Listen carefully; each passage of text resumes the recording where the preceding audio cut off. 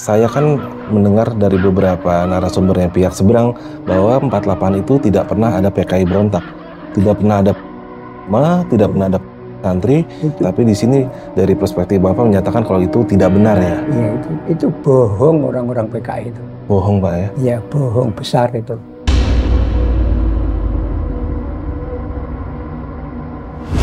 Itu seperti Kiai Zubair, Kiai Sofwan itu dari pondok pesantren Selopuro Madiun. Ya, itu juga ditanam di situ. Dan ditanam di situ itu rupa-rupanya itu dimasukkan hidup-hidup terus ditimpuk dengan batu-batu.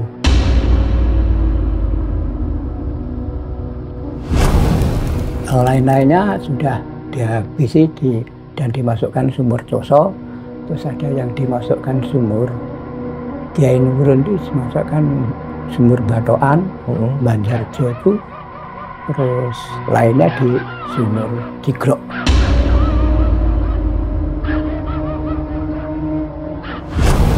Dari pamong desa itu kayak mulai bayan sampai lurahnya itu komunis, kecuali Takran.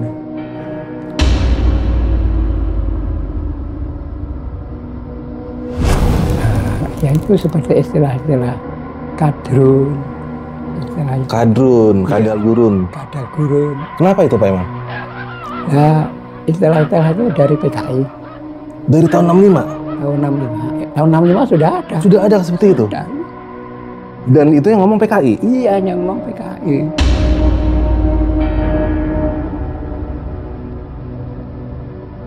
Gerabah belum cukup dan saya selalu bilang itu saya dari pertimbangan dari bawah belum sampai kuat belum. Jadi di sini ada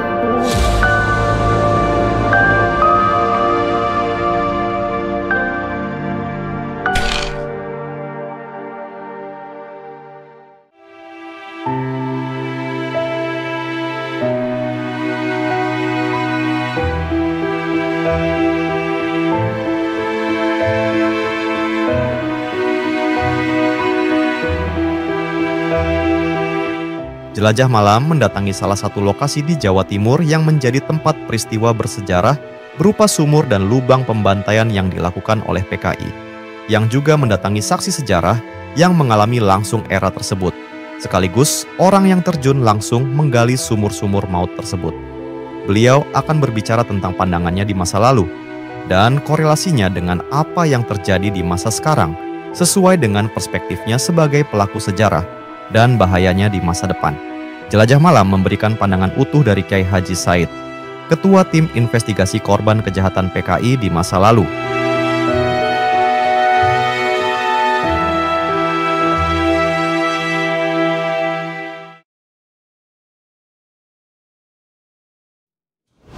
Assalamualaikum brother, ketemu lagi di channel Jelajah Malam. Kita sedang berada di segmen Menolak Lupa, segmen sejarah yang akan mengungkap perjuangan sejarah bangsa kita. Kali ini gue sedang berada di sebuah daerah di Magetan. Di tempat ini adalah tempat bersejarah di mana pernah terjadi pemberontakan PKI tahun 48. Yang mungkin kalau lu semua yang nonton episode gue dulu, ada beberapa narasumber dari pihak kiri yang menyatakan bahwa 48 itu tidak ada pemberontakan PKI. 48 itu semuanya damai-damai saja, tapi di sini kita Jelajah Malam mencoba untuk cover both side. Kita akan mengambil keterangan dari kiri maupun kanan secara berimbang, tanpa bermaksud menyudutkan salah satu pihak. Langsung aja gue perkenalkan dengan salah seorang yang memang beliau adalah kerabat dari pesantren PSM apa tadi? Sabilil Mutakin. Pesantren Sabilil Mutakin ya, yang dimana pesantren ini tahun 48 banyak kiai dan kiai ulama maupun santri yang menjadi korban keganasan PKI. Begitu juga beliau adalah masih keluarga besar dari PII, Pelajar Islam Indonesia, yang berkaitan dengan peristiwa Kanigoro, di mana masjid diserbu oleh ribuan kader PKI, dan ternyata Bapak Kiai Said adalah salah satu pesertanya saat itu. Jadi ini benar-benar momentum baik, benar-benar bagus ya. Saksi sejarah yang bisa kita hadirkan dan langsung bercerita dari mulut sendiri. Langsung aja gue perkenalkan dengan Bapak Kiai Said. Apa kabar Pak? Sehat? Alhamdulillah sehat. Wah, sehat selalu Pak ya? Ya. Nah Bapak begini Pak, kita ini datang ke sini untuk mendengarkan dari saksi sejarah langsung yang masih benar-benar ada dan hidup untuk bisa bercerita apa yang sebenarnya terjadi, Pak. Karena banyak sekali versi yang sudah berkembang di luaran, seperti contoh di wilayah Bapak ini kan bisa dibilang dulu ada peristiwa pemberontakan 48, Pak ya? Iya, betul. Yang dimana ulama dan santri dari PSM ini banyak sekali korban ya? Korbannya ada 14. Ada 14. Iya, 14 kiai, 13 kiai, 1 ketua pelajar. Nah, itulah Pak. Di sini kita mau angkat semuanya. Kita akan mendengarkan kesaksian dari kubu agamais alias kaum kanan dengan perspektif apa yang terjadi menurut mereka. Langsung aja, gua akan potong lagi. Silakan Bapak bercerita tentang semuanya saat itu, Pak, seperti apa?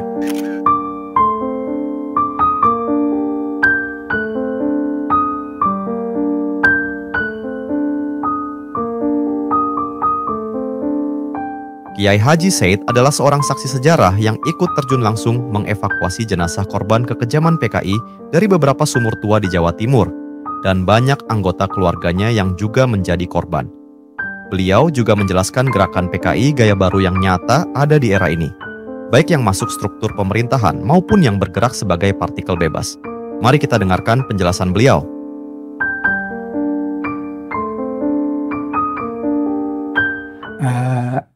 Sebelum tahun 65, tahun 64, 63, itu kegiatan PKI di desa-desa itu sudah luar biasa.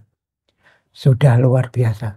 Saya pernah ya dolan ke waduk itu desa sebelah utaranya Takaran 3 kilo. Itu saya disawuri. Disawuri itu dia, Pak? Disawuri lebu, beldu itu. Apa itu, Pak? Seperti diambil dari tanah, disawurkan ke kita. Oh, gitu. Oleh orang-orang PKI? Orang-orang PKI. Pada waktu itu orang-orang PKI latihan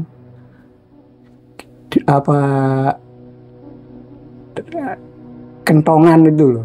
Kentongan tek dongdur itu. Itu saya lewat tengahnya tuh. Wah, saya disawuri itu. Oh, yang kayak pakai karbit itu ya? Iya. Oke. Terus menjelang 65 ada penggalian sumur itu jadi gali. Khususnya yang saya ikut membantu itu adalah sumur Cigrok. Penggaliannya itu sampai di landak, ada 100 meter itu landaknya. Dan saya hitung tengkorak sampai jam 3 sore itu ada 30 tengkorak. Dan rata-rata masih utuh. Kepala masih utuh. Ada seorang pegawai kecamatan Upasmingan namanya. Itu sepatunya boot itu masih utuh. Pulpennya masih utuh. Tulisannya di baju itu masih utuh. Upasmingan itu. Upasminan. Iya. Nah, saya hitung tengkorak itu sampai jam 3 sore itu ada 30 tengkorak. Tapi sekarang setelah direhab ada KKN, mahasiswa KKN dari IKIP. Nah, itu nama-nama itu tinggal 16. Dihapus? Iya, entah dihapus atau kenapa kan enggak tahu. Dari itu tinggal 16 nama. Oke. Terus yang kurban-kurban lainnya itu seperti Kiai Zubair, Kiai Sofwan itu dari Pondok Pesantren Selopuro Madiun. Ya, itu juga ditanam di situ. Dan ditanam di situ itu rupa-rupanya itu dimasukkan hidup-hidup terus ditimpuk dengan batu-batu. Karena di situ ada sumur itu ada batu-batunya banyak sekali. Jadi ada indikasi dilempar ke dalam? Ke dalam sumur. Untuk orang-orang yang ada. Nah, Kiai Zubair itu ternyata tidak mati. Tidak mati? Iya. Oke. Katanya orang-orang itu kalau malam Jumat itu mesti mengandangkan adzan. Oh, masih ada yang mendengar itu? Iya, masih mendengar itu. Akhirnya Partai Komunis ya ada untuk menghilangkan jejak atau bagaimana itu digali, dipindahkan ke Taman Makam di Magetan. Dipindahkan. Iya, dipindahkan di Taman Makam di Magetan.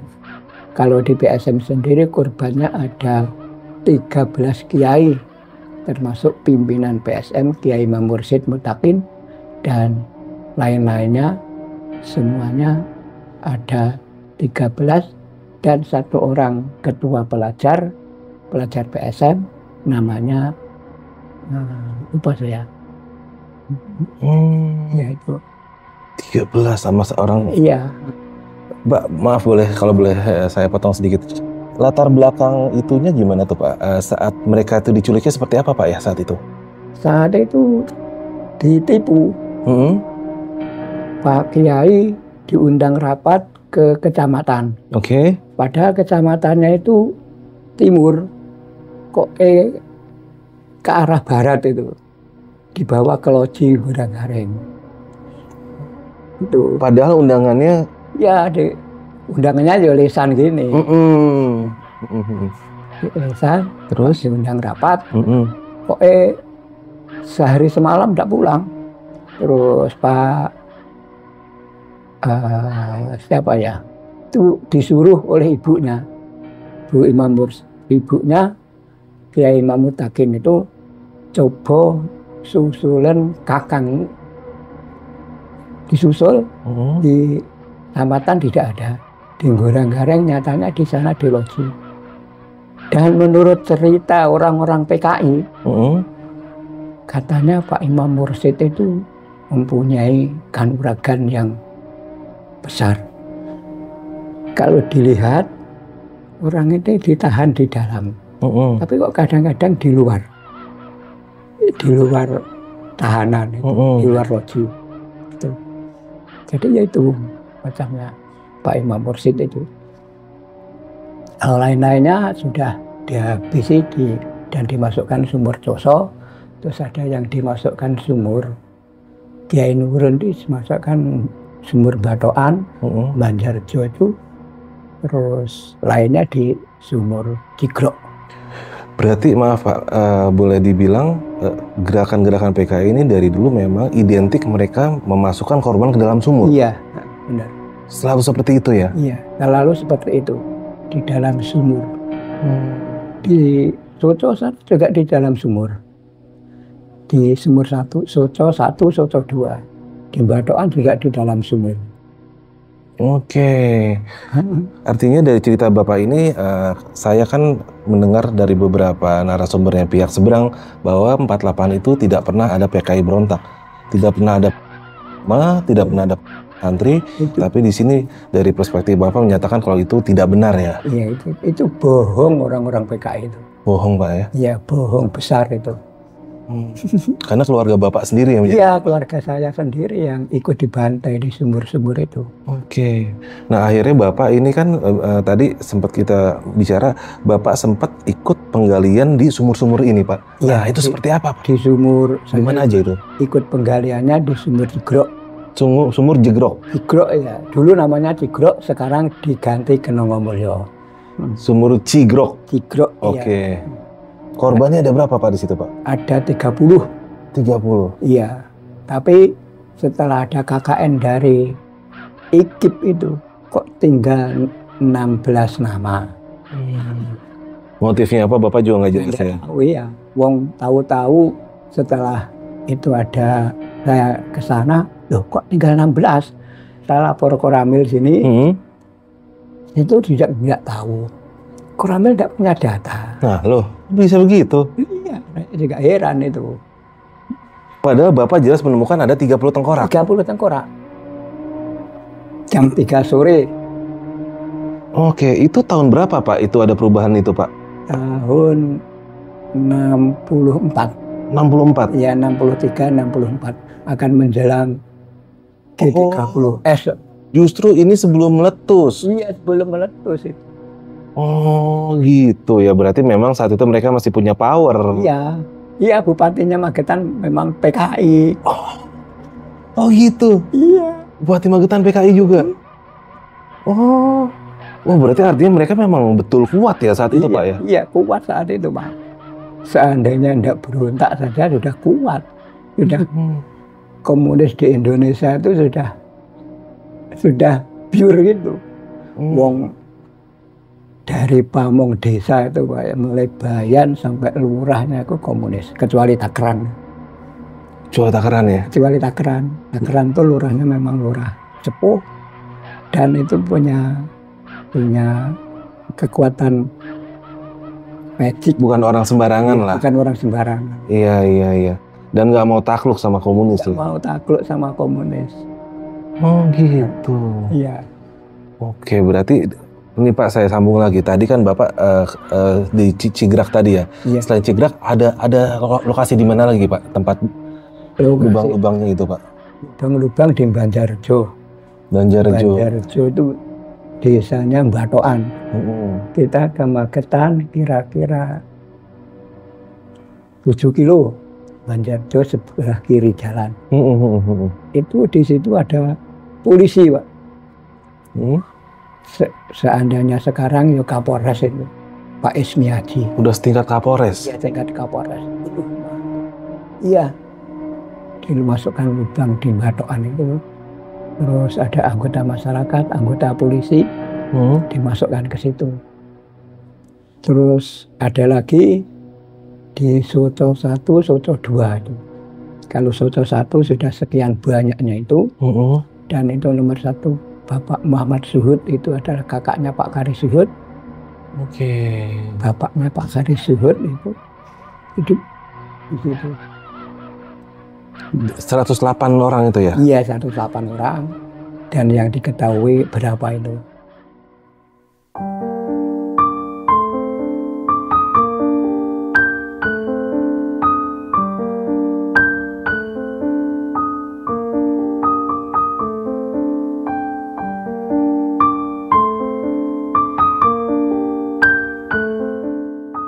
Pak Said menjelaskan di masa itu, PKI benar-benar berkuasa di seputaran Jawa Tengah dan Jawa Timur.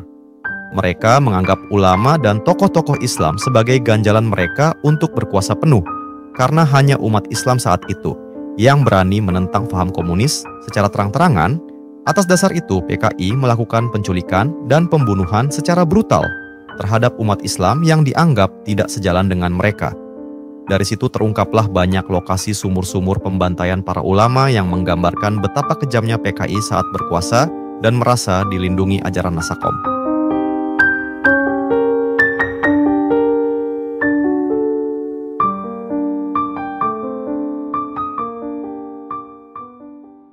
Bisa Bapak bantu, itu Kresek itu seperti apa Pak waktu itu Pak? Kalau di Kresek itu pembantaiannya yang di sebelah sananya monumen, itu ada apa itu nama-nama korbannya. Betul, iya. Ya itu korbannya. Dan itu korbannya itu akhirnya jenazahnya itu dipindahkan kemana Pak? Tidak dipindahkan. Masih tertanam di situ? Iya, ditanam di situ. Artinya kita datang ke monumen itu, ya mereka ada di bawah situ? Iya. Wah. Bukan yang di atas ya, tapi di sini. Bukan yang di atas. Oh gitu Pak? Iya, di Kresek itu gitu. Iya. Itu korbannya juga merupakan ulama dan santri juga Pak ya? Malah dari tentara ada, terus polisi juga ada, hanya ulama ada. Ya gitu. Oh gitu. Ya. Bener-bener memang umat Islam korbannya Pak? Iya, itu ya? korbannya. Korban terbanyak umat Islam.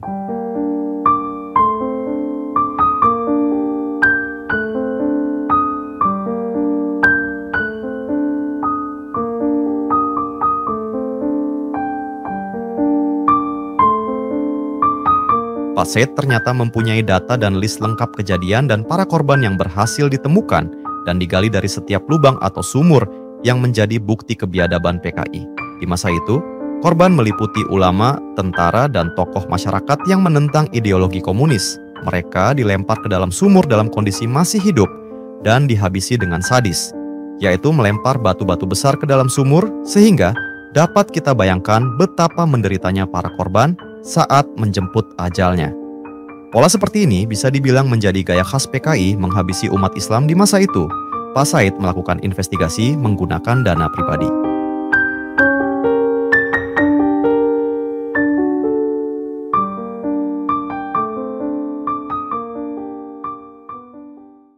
Ya, Tia, di tengah saya kesulitan mendapatkan data-data tentang peristiwa 48 dan 65, di sini saya dapati ternyata Bapak mempunyai daftar lengkap ya. Daftar lengkap nama korban-korban 48 ini saya lihat dari tragedi Soco, terus apa lagi nih? Soco 2. Dan Bapak ini di sini sebagai ketua tim mencari fakta, Pak ya? Iya. Kiai Haji, saksi-saksi namanya Kiai Zakaria, keluarga korban. Iya. Kiai Haji Mutohar, keluarga korban. Kiai Haji Bustomi Jauhari, keluarga korban juga ya Pak? Iya, iya. Oh gitu. Oke, ini daftar nama syuhada menurut PKI. Ini Kenongo Mulyo. Iya. Ini yang tadi yang korbannya polisi pada dimasukin Pak ya? Iya. Oke. Pada guru bahasa Arab. Nah Bapak, ini Bapak membuat sedemikian rapi, sedemikian detail, dan Bapak mengadvokasi, artinya saya yakin ini nggak ada dana dari pemerintah ya? Nggak ada. Benar-benar murni panggilan untuk... Murni, iya. Tujuan Bapak apa sih Pak? Kenapa Bapak mau rela untuk bersusah-susah loh Pak bikin seperti ini? Itu tujuan saya, ya saya itu memang anti komunis. Dari front anti komunis. Terus saya mengabadikan tulisan-tulisan itu ke dalam tulisan ini. Oke, jangan sampai ini hilang dan menguap begitu saja Pak ya. Bapak abadikan. Dan di sini tugas kami adalah ikut mengabadikan ulang dengan cara kita dokumentasikan digital di YouTube Pak. Ya. Mudah-mudahan generasi muda nih mau nonton Pak ya. Nah Pak, ini ada yang menarik juga karena kemarin kita itu sempat ke Masjid Kanigoro Pak. Iya. Awalnya dasarnya kita ke sana adalah banyak kabar yang beredar rumor setelah Pasca 98 yang menyatakan bahwa film G30 SPKI itu bisa dibilang hoax menurut versi Pasca 98. Euforia anti Soeharto sangat besar saat itu Pak. Dibilang hoax, tapi kami juga tergelitik untuk membuktikannya secara langsung. Kami datang langsung ke Kanigoro. Dan di sana kita alhamdulillah masih mendapatkan salah satu saksi hidup yang berperan sebagai panitia konsumsi saat itu, Ibu siapa ya? Ibu siapa? Ibu Sunarsih. Iya, yang kemarin kesini. Sempat kesini Pak ya, Ibu Sunarsih bercerita, tapi ini bukan dari sisi peserta. Dan ternyata yang saya tahu Bapak adalah salah satu pesertanya. Iya. Itu gimana Pak kejadiannya mereka itu menyerbu Pak? Kejadiannya itu pas selesai sholat subuh, mereka itu termasuk Pemuda Rakyat, BTI, dan pokoknya oknum PKI itu masuk saja ke dalam masjid. Ya masjidnya yaitu Kanigoro itu. Masjid Kanigoro? Iya. Masuk itu Quran tuh dimasuk, enggak lepas. Sendal? Alas kaki, iya. Diinjek-injek? Iya. Masuk masjid, itu ya Quran dimasukkan ke dalam karung, diinjek-injek, terus ada PI Watinya. PI Wati itu PI wanita. Oh, anggota PI yang wanita. Ya, Oke. Ada yang dilecehkan. Dilecehkan? Iya, ya istilahnya PKI dulu. Iya. Kenal Tuhan. Terus kami dibawa ke Polsek Karangrejo lewat tengah sawah. Gitu. Ya itu tahu saya. Saya ngalami itu tanggal 13 Januari. Nah ini Pak, maaf, setelah Bapak dibawa ke Polsek, artinya harusnya Bapak aman dong, karena kan Polsek harusnya menangkap mereka yang menyerbu kegiatan pelajar. Iya. Tapi nyatanya di Polsek itu tidak diapa-apakan. Kok bisa? Lah iya, saya juga heran. Tidak diapa-apakan, ya suruh pulang aja. Tuh. Oh gitu? Iya, artinya di Polsek itu tidak diapa-apakan sama sekali. Artinya memang mereka saat itu kuat ya? Iya,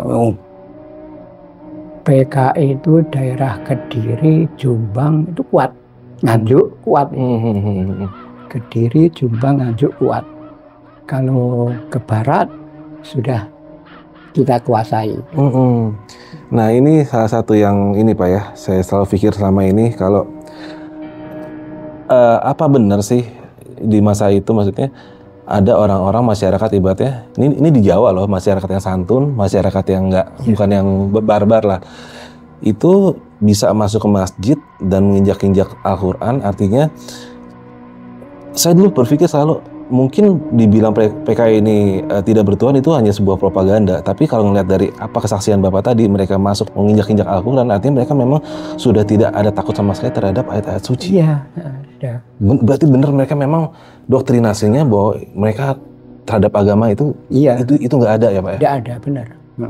Makanya mereka berani melakukan itu. Iya. Wah, ini saya kayak ngimpi kalau ini. Iya kayak nggak mungkin gitu Pak, tapi nyata Pak ya. Nyata itu.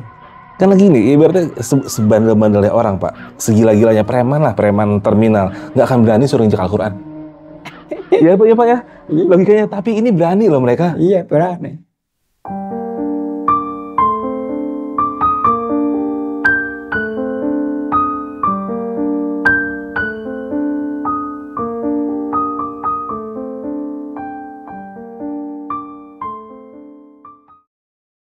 Ini saya lihat Bapak ini lumayan aktif ya, artinya menginvestigasi bahkan sampai meneliti bagaimana pola-pola kebangkitan mereka di era sekarang. Nah Bapak gimana Pak? Bapak bisa tolong ceritakan nggak Pak? Apa aja sih yang Bapak temukan fakta di lapangan bahkan sampai di hari ini gitu Pak, tentang PKI Pasca 65? Yang tentang PKI Pasca 65 itu sekarang itu sudah banyak sekali buktinya. Bener ada ya? Ada. Okay. Ada. Seperti apa itu Pak? Maaf ya kalau seperti itu sebenarnya pengganti Aidit itu. Oh gitu? Iya. Oke. Pengganti Aidit. Nah terus mereka itu karena dibiayai oleh Xi Jinping, akhirnya Xi Jinping. Akhirnya ya beraninya seperti itu. Sekarang kan sudah nyata-nyata seperti meniadakan peran Pak Harto pada waktu serangan umum 1 Maret. Itu pernah kita bahas di Hotel 7 Yogyakarta. Itu peserta semuanya menolak. Tapi Yusuf Mahfud MD waktu melaporkan kepada Jokowi, kok hasilnya seperti mengakomodasi. Saya marahnya kepada Mahfud itu. Serta menolak semua itu. Ngapa Mahfud MD kok laporkan hasil pembahasan tadi pagi kok seperti ini? Gitu. Menyingkirkan nama Soeharto ya? Iya. Di sini ada buku. Nama bukunya apa tuh? Ya ini. Kan tidak mungkin kalau Pak Harto sebagai Koptik ini ya dari resimen 3 ini tidak berperan. Iya. Lah kok Mahfud MD menyatakan saya tuh iya. Artinya mereka memang juga ada dendam sejarah terhadap Orde Baru dan Soeharto ya? Iya. Oke. Seperti itu. Fakta sejarah sekarang sudah dibolak-balik. Ya. Dan apa benar Pak, ada maksudnya kebangkitan mereka tuh di era Jokowi ini yang Bapak nilai seperti apa, atau Bapak pernah menemukan di lapangan mereka ada konsolidasi atau seperti apa? Oh kalau konsolidasi banyak sekali. Oh gitu? Ya rapat-rapat PKI, muktamar PKI di tahun 2010 itu diadakan di Magelang. Terus tahun berapa itu diadakan di Jakarta. Terus itu. Itu isinya benar-benar orang-orang PKI. Ya orang-orang PKI. Muktamar-muktamarnya sudah. Tujuan mereka bertemu itu sebenarnya untuk apa Pak saat itu? Ya, Analisa Bapak. pastinya untuk konsolidasi, membangun kekuatan. Artinya isu kebangkitan ini bukan isapan jempol. Bukan isapan jempol. Maka dari itu kita lawan. Dan katanya kan menurut isunya kan mereka sudah masuk di parlemen lah orang-orang mereka ini. Yang isunya itu kalau boleh tahu siapa-siapa aja sih orang-orang itu Pak? Orang-orang itu yang paling menonjol itu ya Ripka Ciptaning. Oh ya, dengan buku Saya Bangga Anak PKI-nya. Bangga Anak PKI. Terus Rike Diah Pitaloka. Ya itu yang betul menyampaikan kebangkitan komunis, ya itu dua itu. Ya di samping ada itu siapa yang dari Sumbar itu Arteria Dahlan. Arteria Dahlan? Iya. PDIP? Iya. Oh dia juga? Iya itu. Orang-orang terasnya semua ya? Iya. Oke. Wah ini menarik nih Pak nih. Ya berarti kenapa ya kalau kita cocok logikan kenapa di era Jokowi ini mereka seperti mendapatkan tempat ya? Iya. Ini karena memang iya. Di partai penguasa saat ini memang diisi oleh orang-orang yang memang dari oleh orang-orang itu. Nah, nanti kalau orang-orang itu sudah kuat, mereka keluar dari partai itu mendirikan partai sendiri. Tapi kan mereka untuk bisa sampai ke titik itu mereka harus bisa menggagalkan TAP MPRS tahun 65 itu loh Pak. Oh enggak mungkin. Nah itu dia kan. Kita menjaga kuat-kuat itu. TAP MPRS nomor 25/MPRS/66 kita jaga kuat-kuat. 66 ya? Ya. Dan Undang-Undang nomor 27 tahun 99 kita jaga kuat. Benteng terakhir ya? Benteng terakhirnya itu. Tapi sih ya selagi itu masih berdiri kan kayaknya agak sulit ya? Iya. Pasti tujuan goal utama mereka ke arah sana? Iya itu, goalnya mereka ke arah sana. Ini luar biasa kalau Bapak nggak bercerita nih banyak hal-hal yang kita generasi muda ini kan terus terang kita nggak mengalami itu Pak. Kita hanya mendengarkan beberapa berita hanya sifatnya searah.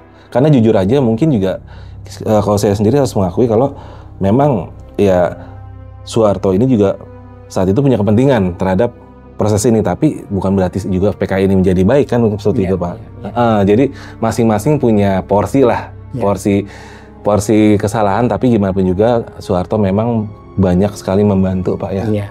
Harus diakui. Pada waktu itu Pak Harto dengan mertuanya SBY itu siapa? Sarwoedi. Sarwoedi itu yang Cibaku itu, yang mengejar PKI sampai Jawa Timur itu.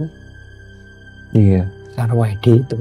Pak Sarwoedi sendiri ini kan Pak kalau boleh dibilang dia dendam sekali karena Ahmad Yani ini yang ibaratnya kakaknya yang ngurus dia di ABRI ya, dia satu kampung di Purworejo ya kalau salah. Iya.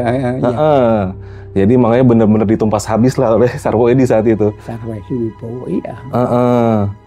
Oke. Datang ke Madiun sini, wah, dengan anak-anak PI khususnya. Oh gitu? Iya. Seperti Iya. anak-anak PI itu sampai dipinjami senjata.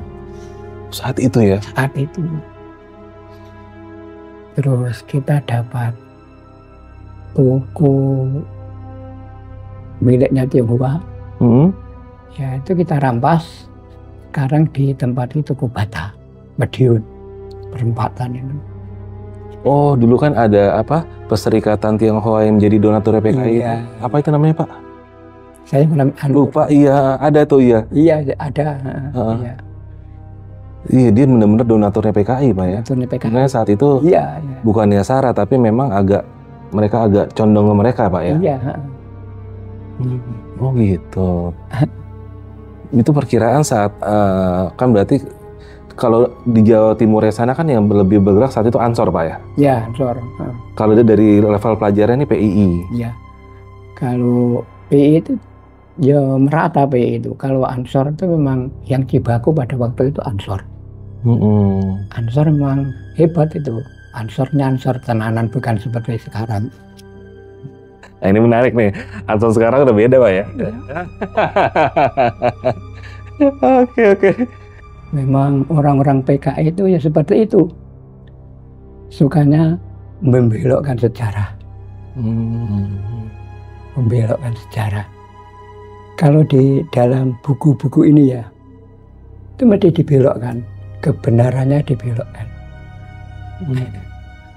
Versinya mereka sendiri. Iya, ya menurut bagaimana supaya orang di luar PKI itu percaya.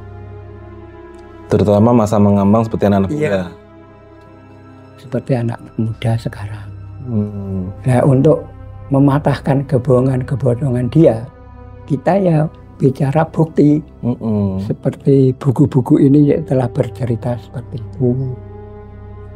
Bukti yang kita bicarakan. Artinya Bapak juga punya sumber data otentik bahwa apa yang mereka bicarakan itu tidak sesuai fakta, Pak ya? Tidak sesuai fakta. Oke. Nah, nanti ini bro ya, buku-buku yang Bapak sebutkan akan kita ini ya, kalau bagi kalian yang ingin apa ya, ingin coba menggali lagi dan tertarik untuk mendapatkan bukunya, mungkin nanti buku-bukunya, ini bukan Bapak promosi buku ya, karena Bapak nggak jualan buku ini nih. Ya. Ada beberapa buku yang nanti ya, contohnya nih kayak buku ini tentang, karena banyak juga pemelintiran sejarah ya, tentang Soeharto sekalipun juga banyak ya Pak ya. Banyak lah, nanti akan gue tulis di ini ya.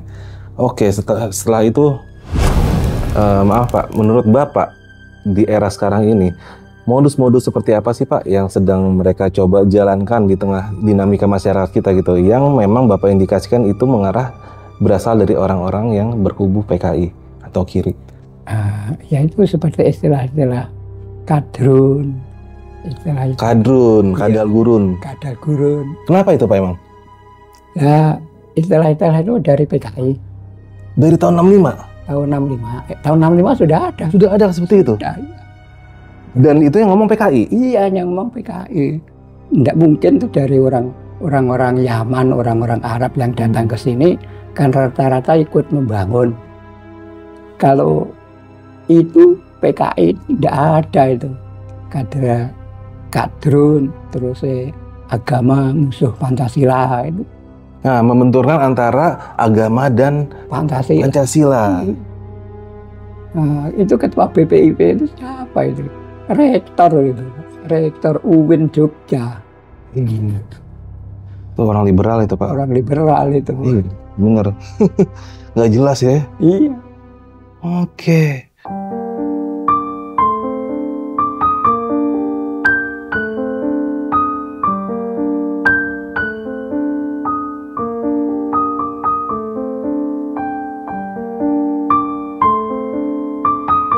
Pak Said melihat banyak sekali pola-pola adu domba di masa PKI terhadap umat Islam agar melemahkan kekuatan yang menentang mereka dengan cara adu domba sesama umat Islam.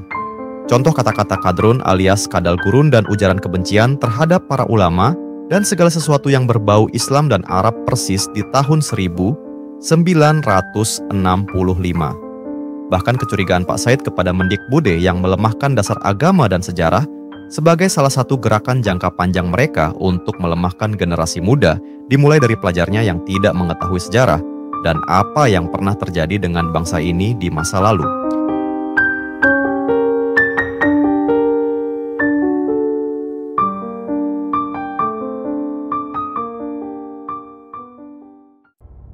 Dirjennya orang Dikbud itu memang orang PKI itu. Nadiem?